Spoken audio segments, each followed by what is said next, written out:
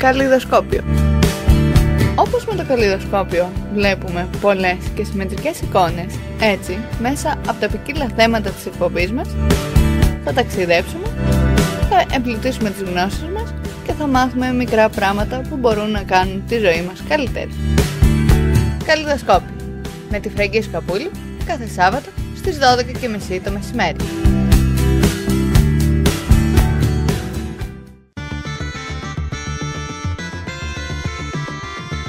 Γεια σας!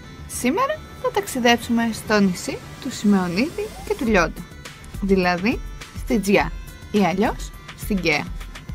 Μια ανάσα δρόμου από το Λαύριο βρίσκεται η Τζιά και μας υποδέχεται χαμογελαστή, φορώντας τα καλά της, για να μας ξεναγήσει στις ομορφιές της και να μας διηγηθεί την ιστορία της.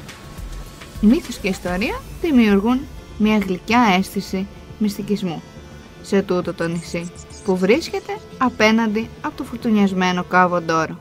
Η φύση της χάρισε απλόχερα πανέμορφες παραλίες με πεντακάθαρα νερά και η ευστροφία των κατοίκων της ένδοξη ιστορία αποτυπωμένη στα κατάλοιπα του παρελθόντος που υπάρχουν σε πολλά σημεία.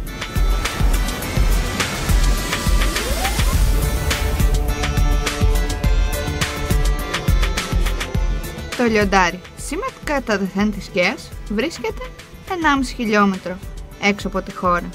Ένα πέτρινο, χαμογελαστό λιοντάρι, μεγαλύνιο βλέμμα, στραμμένο προς την Ιουλίδα, που μας κάνει να αναρωτιόμαστε γιατί. Ο μύθος που ξέρουμε δεν δικαιολογεί αυτή την εμφάνιση, αυτή την έκφραση. Ήταν τότε που η καταπράσινη Τζιά κατοικούταν από νύμφες που ζούσαν στις ρεματιές με τις πηγές. Όμως ένα φοβερό λιοντάρι εμφανίστηκε και καταδιώκοντάς τις έδιωξε από το νησί. Τότε οι κάτοικοι απελπισμένοι φώναξαν τον Αρισταίο για να εξευμενήσει τους θεούς και να επαναφέρει το νησί στις προηγούμενες συνθήκες. Ίσως μαζί με τους θεούς ηρέμησε και το ίδιο το λιοντάρι και στέκει τώρα εδώ, γαλήνιο και ήρεμο, ακοίμητος φρουρός της σύγχρονης Γκαίας, παρακολουθώντας εδώ και αιώνες την εξέλιξη και την ιστορία της. Το 12ο αιώνα π.Χ. φτάνει στην Γκαία ο Καίος και της δίνει την ονομασία που έχει μέχρι σήμερα, ενώ το 1130 π.Χ. φτάνουν εδώ οι Ιώνες και αναπτύσσουν ένα σπουδαίο πολιτισμό. Την εποχή αυτή ακμάζουν οι πόλεις Ιουλής, Κορισία, Πιιέσα και Καρθέα. Γι' αυτό ονομάστηκε Τετράπολης.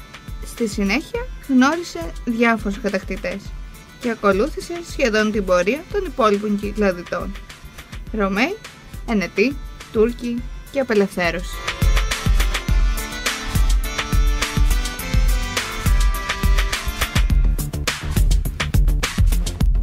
Η Ιουλίδα βρίσκεται σκαρφαλωμένη στην κορυφή του λόφου, περιτριγυρισμένη από αμπέλια και οποροφόρα.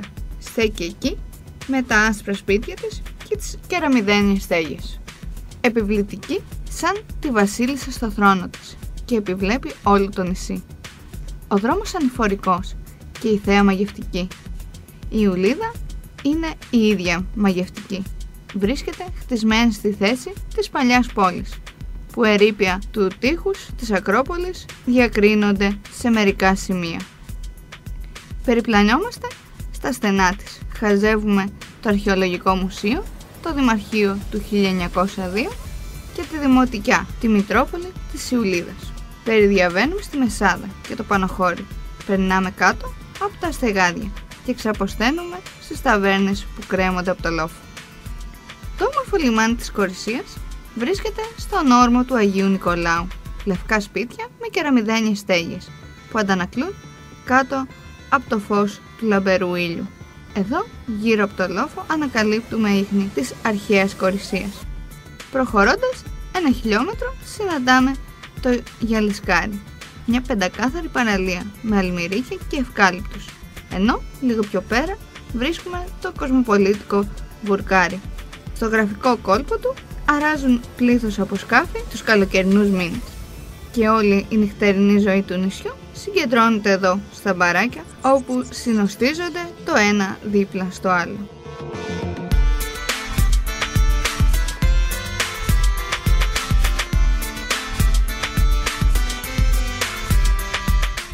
επίσκεψη στη Βουκαριανή, την καλερί της Σκέας, είναι απαραίτητη για να απολαύσουμε τα εκθέματά της. Η επόμενη στάση μας είναι στον όρμο Οτζιά, με τα πυκνά αλμυρίκια, τον παραθεριστικό οικισμό και το γραφικό εκκλησάκι του Άγιου Σώστη. 6 χιλιόμετρα χωματόδρομου οδηγούν στην Παναγία την Καριστινή, αλλά το τοπίο μας αποσμιώνει. Το μοναστήρι, επιβλητικό, ορθώνεται πάνω στα βράχια, αγέροχο, ατενίζοντας το πέλαγος, και εμείς, μπροστά στην απεριτοσύνη του ορίζοντα, αισθανόμαστε πως γινόμαστε ένα με το θείο τόπο.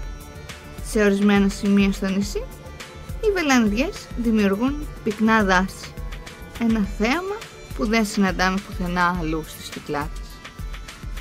Στο καταπράσινο Μιλοπόταμο, ανάμεσα στα κυπαρίσια και τις πορτοκαλιές, βρίσκονται τα λιγοστά σπιτάκια του και λίγο πιο έξω, στη Φλέα, οι νερόμυλοι που λειτουργούν με τα νερά της περιοχής. Πολλές οι όμορφες παραλίες του νησιού, όπως το Σπαθί, η Σικαμιά, το Σκαμπί, τα Ξύλα και το φοβερό Μαυραμπέλι, που είναι προσβάσιμο μόνο με σκάφος. Οι Πίσες στον κάμπο των Πισών και τα ερείπια της Πισίας, της τρίτης αρχαίας πόλης της Σκέας. Κλείνουμε με την επίσκεψή μας στο γραφικό Κούνδουρο με τους πέτρους ανεμόμυλους. Στο αρχαιολογικό χώρο της Αγίας Ειρήνης, Αμερικάνοι αρχαιολόγοι ανακάλυψαν σημαντικότατο οικισμό της περιοχής του Χαλκού, που συνέχισε να ακμάζει και στα υστερομιενοϊκά χρόνια. Μια σειρά από μοναδικά κυκλαδίτικα είδωλα ανακαλύφθηκαν εδώ.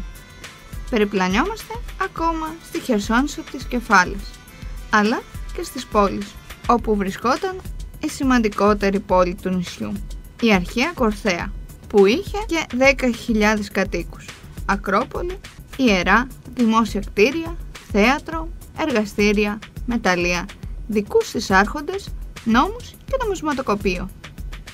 Αναθυμόμαστε την ιστορία της Σκέας και ποτιζόμαστε από το γλυκόπικρο νερό της νοσταλγίας για τους χιότερους χρόνους, για τους προγόνους που έζησαν και μόχθησαν εδώ, αφήνοντας ανεξίτηλα τα ίχνη τους στο διάβα των αιώνων.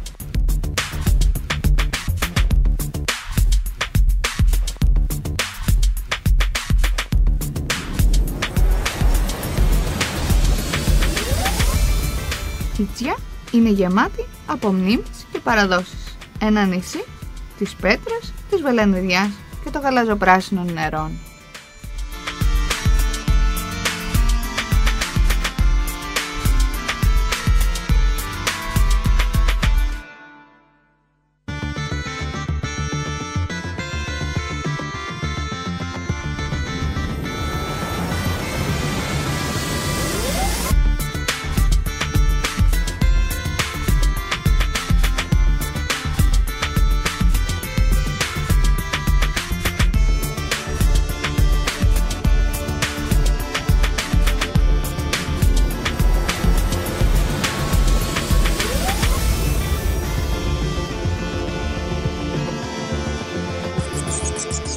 Στη συνέχεια της εκπομπής μας θα σας δώσω μία συνταγή από το βιβλίο του Μανώλη Μελινού, «Υπερηγείας». Ας ξεκινήσουμε με τη συνταγή μας. Χορτόσουπα με ζυμαρικά. Τα υλικά που θα σας δώσω είναι για 4 με 6 άτομα. Αυτά που θα χρειαστούμε είναι 2 κρεμμύδια, 2 καρότα, 2 κολοκύθια, 1 πιπεριά, 2 πατάτες, λίγο λάχανο, 3 σκελίδες σκόρδο και μισό κιλό ζυμαρικά. Η εκτέλεση της συνταγής μας είναι η εξής. Καθαρίζουμε όλα τα λαχανικά, τα κόβουμε μικρά κομματάκια και τα βάζουμε να βράσουν. Όταν κοντεύουν να βράσουν, ρίχνουμε την ντομάτα και τα σκόρδα σε κομματάκια και αμέσως τα ζυμαρικά που προτιμάμε.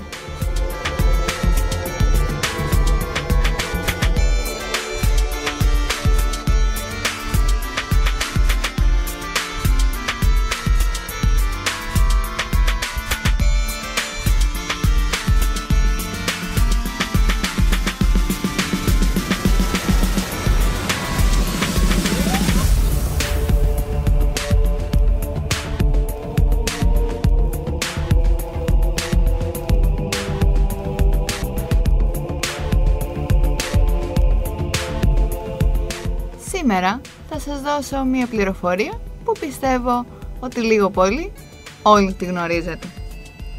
Το ψηλότερο βουνό της γης είναι το Everest, που βρίσκεται στο Νεπάλ, δηλαδή στην Κίνα. Το ύψος του είναι 8.848 μέτρα. Ονομάστηκε και κορυφή 15 από τη μεγάλη τριγωνομετρική εξερεύνηση της Ινδίας το 1856, η οποία απέδειξε ότι πρόκειται για το ψηλότερο βουνό του κόσμου. Το χαμηλότερο όμως σημείο της γης είναι η Νεκρά Θάλασσα, που είναι 414 μέτρα κάτω από το επίπεδο της θάλασσας και βρίσκεται στο Ισμαήλ. Θα μου επιτρέψετε να σας αναφέρω ότι και η μεγαλύτερη έρημος είναι η έρημος της Ανταρκτικής, που είναι 13.829.430 τετραγωνικά χιλιόμετρα. Παρότι στο μεγαλύτερο μέρος της καλύπτεται από τεράστιο στρώμα πάγου, η Ανταρκτική μαστίζεται από την ξηρασία. Σε κάποιες περιοχές, στο εσωτερικό της, το ύψος των βροχοπτώσεων δεν ξεπερνά τα 50 χιλιοστά το χρόνο, ποσοστό μικρότερο και από αυτό της Σαχάρας, ενώ σε ορισμένες κοιλάδες η βροχή είναι άγνωστο φαινόμενο. Για όμως όλους όσους πίστευαν ότι η μεγαλύτερη έρημος του κόσμου είναι η Σαχάρα, θέλω να σας πληροφορήσω ότι η Σαχάρα είναι 9.400.000 τετραγωνικά χιλιόμετρα. Οπότε γι' αυτό η έρημος της Ανταρκτικής είναι η μεγαλύτερη στον κόσμο. Τις παραπάνω πληροφορίες τις πήραμε από το βιβλίο «Τα Top 10 του κόσμου», που είναι από το BBC. Και θα μου επιτρέψετε να σας πω, για όσους ακούσαν την εκπομπή μας την προηγούμενη εβδομάδα, ξέχασα να σας αναφέρω ότι ο καταρράκτης Angel βρίσκεται στη Βενεζουέλα.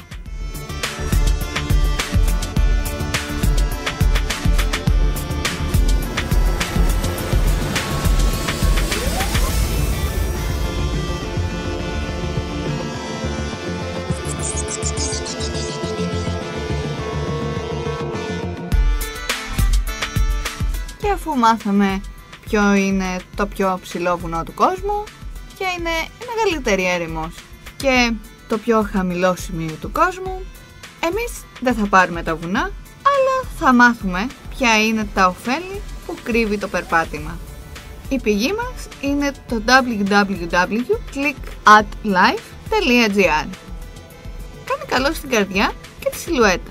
Μπορεί να γίνει ανα πάσα ώρα και στιγμή της ημέρας και παντού. Και το καλύτερο, δεν έχει συνδρομή. Μήπως ήρθε η ώρα να βάλετε το περπάτημα για τα καλά στην καθημερινότητά σας? Το αυτοκίνητο στην καθημερινότητά μας σίγουρα προσφέρει άνεση και ταχύτητα στη μετακίνηση, αφού μπορεί να μας πάει παντού και γρήγορα. Απ' την άλλη, με την τιμή της βενζίνης να αυξάνεται κάθε μισάωρο, το κόστος της καθημερινής χρήσης του έχει ανέβει αρκετά και για πολλούς είναι αβάσταχτο. Δεν προτείνουμε φυσικά να το αφήσετε παρκαρισμένο για πάντα και να περπατάτε με τις ώρες για να φτάσετε στη δουλειά σας, προκειμένου να γλιτώσετε το κόστος, αλλά μήπως να ξανασκεφτείτε να καλύπτετε μερικές καθημερινές αποστάσεις με τα πόδια, έτσι ώστε να γλιτώνετε και τα έξοδα, αλλά και να ωφελήσετε τον εαυτό σας. Αν δεν σας είναι οικεία τα ωφέλη του περπατήματος, οι παρακάτω πληροφορίες σίγουρα θα σας διαφωτίσουν.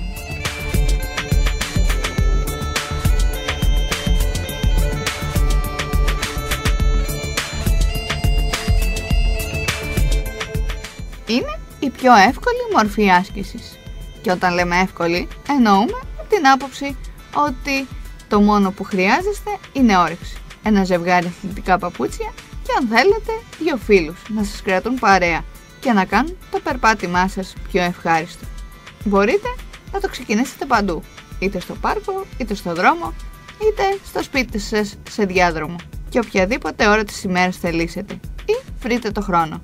Αν είστε αχάρη, ξεκινήστε με 10 έως 15 λεπτά και αυξήστε το χρόνο σας σταδιακά. Τονώνει τον εγκέφαλο. Είναι γνωστό και αποδεδειγμένο ότι οποιαδήποτε μορφή άσκησης βοηθά όχι μόνο στη φυσική μας κατάσταση, αλλά και στην εγκεφαλική μας δραστηριότητα και ετοιμότητα. Έρευνα που έχει διεξαχθεί από την Αμερικανική Ακαδημία Αντιγύρανσης στο παρελθόν κατέληξε ότι 45 λεπτά περπάτημα την ημέρα μπορούν να οξύνουν τη διανοητική μας ικανότητα.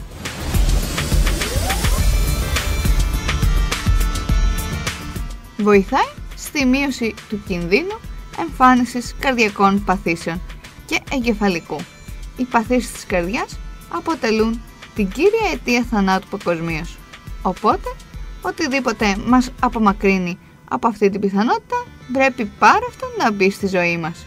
Το καθημερινό περπάτημα για 30 έως 45 λεπτά βοηθά στη βελτίωση της κυκλοφορίας του αίματος στο σώμα, ενώ ομαλοποιεί και τον καρδιακό ρυθμό. Ακόμα βοηθάει στην αύξηση της καλής και τη μείωση της κακής χολυστερίνης στο αίμα, αυξάνοντας ακόμα περισσότερο την προστασία της καρδιάς μας.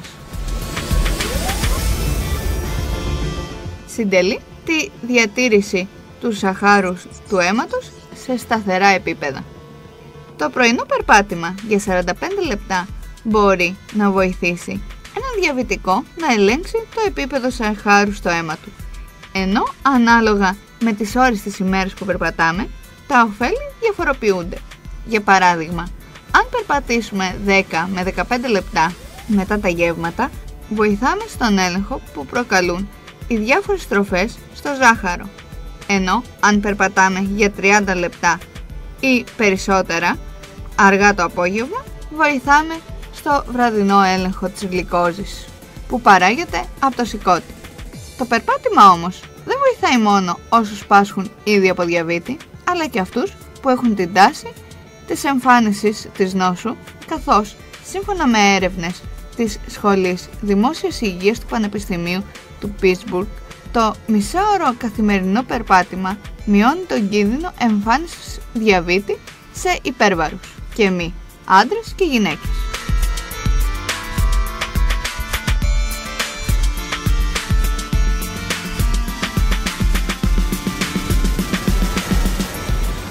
Μειώνει τον κίνδυνο εμφάνισης καρκίνου με ευεργετικές επιδράσεις κατά διάφορων ειδών καρκίνου, όπως του καρκίνου του μαστού και του παχαίου σεντέρου.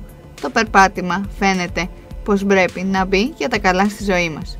Σύμφωνα με έρευνες μάλιστα, όσοι έχουν ήδη προσληφθεί από την αρρώστια και κάνουν θεραπεία, λίγη ώρα περπατήματος μπορεί να είναι πολύ ευεργετική για τη βελτίωση και την ανάρρωσή τους, ενώ σε πολλούς μπορεί να τους ανοίξει και την όρεξη για φαγητό, κάτι με το οποίο αντιμετωπίζουν πρόβλημα οι περισσότεροι.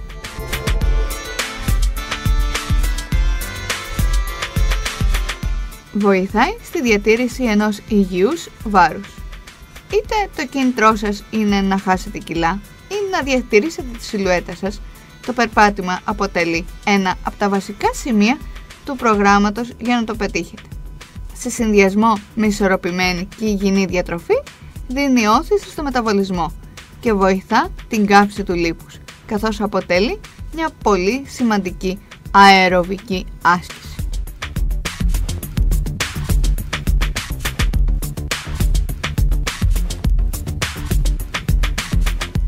Χαρίζει περισσότερα χρόνια ζωής. Μελέτη που πραγματοποιήθηκε στη Χονολουλού σε 8.000 άντρες έδειξε ότι το περπάτημα για 3 χιλιόμετρα την ημέρα μειώνει τον κίνδυνο θανάτου μέχρι και 50% και αυξάνει το μέσο όρο ζωής.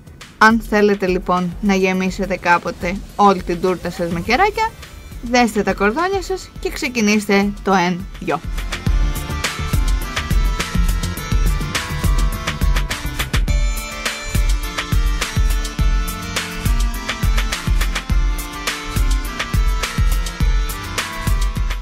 Αυτοί ήταν μόνο 7 λόγοι για να ξεκινήσετε το περπάτημα. Έτσι, με αυτή τη συμβουλή, η εκπομπή μας Καλλιδοσκόπιο έφτασε στο τέλος της. Όλα τα αρχεία των εκπομπών μας μπορείτε να τα βρείτε και στην ιστοσελίδα μας www.fragiska.com. Στο μικρόφωνο ήταν η Φραγκίσκα Πούλου. Η τεχνική επιμέλεια ήταν του Βαγγέλη Άγα. Να έχετε ένα όμορφο μεσημέρι.